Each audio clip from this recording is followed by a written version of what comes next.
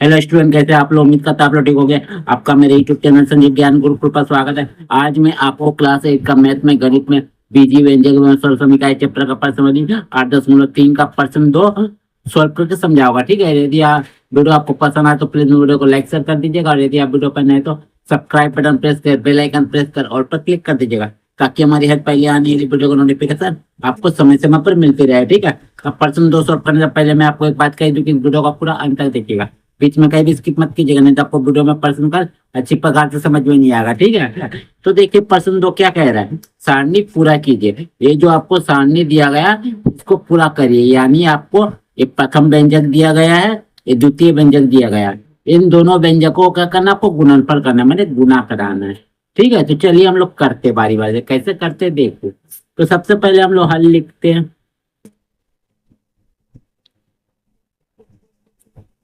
देखिए पहले वाले भाग को उतारते हैं। क्या है आपका ए है, और ए का गुना आपको किससे कराना है, B plus C plus D. तो इसको हम लोग ब्रैकेट में रख देंगे, B plus C plus D.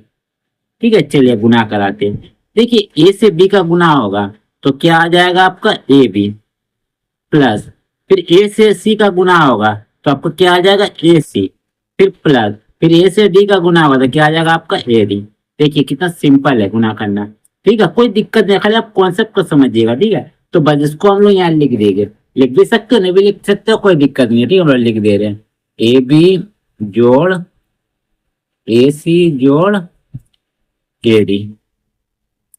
चलिए पहले भाग का आंसर हो गया। ठीक है, अब चलिए दूसरे वाला को देखिए। ठीक है, दूसरा वाला क्या है आपका, एक्स प्लस वाई माइनस 5। तो उसको पोस्ट में रखिए, प्लस माइनस है, एक्स प्लस वाई माइनस 5।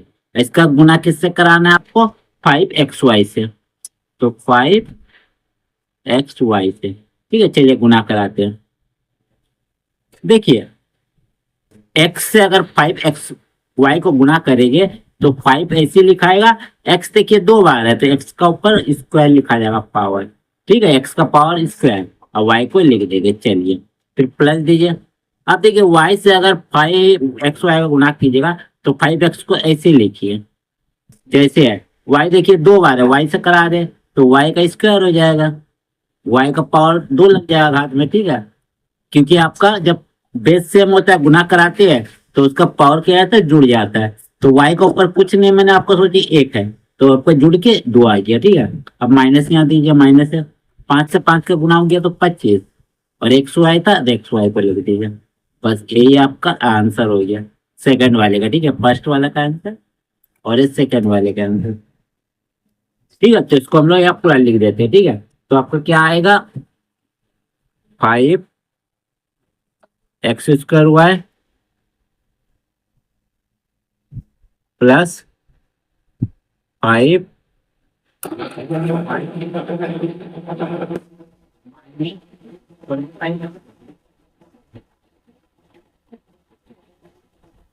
ठीक है। अब देखिए भाग 3 वाला, भाग 3 को सॉल्व करते हैं।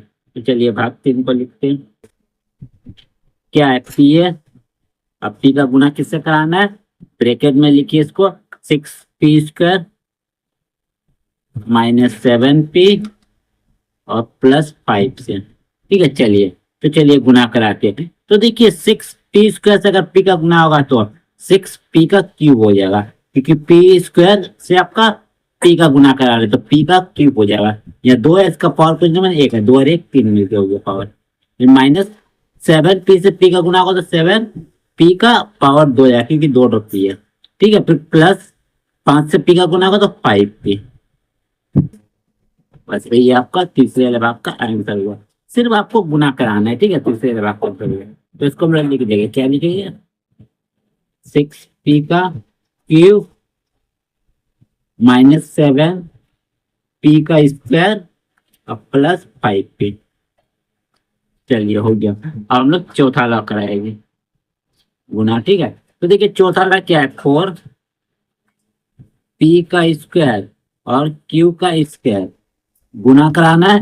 ब्रैकेट में इसको रखिएगा। ठीक है, p² माइनस q² को, p² माइनस q² से। ठीक है, चलिए तो चलिए गुना कराते हैं। तो देखिए 4p² q² अगर 4p² गुना करेंगे तो आपका 4p देखिए यहाँ 2 है, यहाँ भी 2 है, यानी p का पावर 4 हो जाएगा। q² को लिख देंगे क्योंकि q का किसी से गुना नहीं कराना, ठीक है। फिर देखिए माइनस से माइनस दीजिए। अब देखिए 4p² q² और q² गुना करेंगे तो 4p² तो वैसे उतरेगा, q² यहाँ भी है, यहाँ भी है, यानी q² मिलके q का 4 हो जाएगा। बस यही होगी आपका चौथे भाग का आंसर, ठीक है। इसको लिख देंगे 4p का पावर 4 q², ठीक है। फिर माइनस 4p का स्क्वायर और q का 4, ये होगी आपका चौथे वाले भाग का आंसर, ठीक है। पांचवें वाले भाग को देखिए 5 का क्या है आपका a प्लस बी प्लस सी, तो लिखिए a प्लस बी प्लस सी, और इसको गुना कराना है किससे, ए बी सी से, तो ए बी सी लिख दीजिए। चलिए गुना कराइए। देखिए ए से ए का गुना होगा तो a² हो जाएगा, और बी सी को ऐसे लिख दीजिएगा, फिर प्लस है प्लस, ठीक है। बी से ए बी सी का गुना होगा तो आपका क्या आ जाएगा, ए बी 2 बार है तो बी का पावर 2 हो जाएगा, और सी को लिख दीजिएगा फिर प्लस। देखिए ए बी सी से अगर सी का गुना होगा तो ए बी को तो ऐसे लिख दीजिएगा, सी 2 बार है बोलकर सी का पावर स्क्वायर, ठीक है।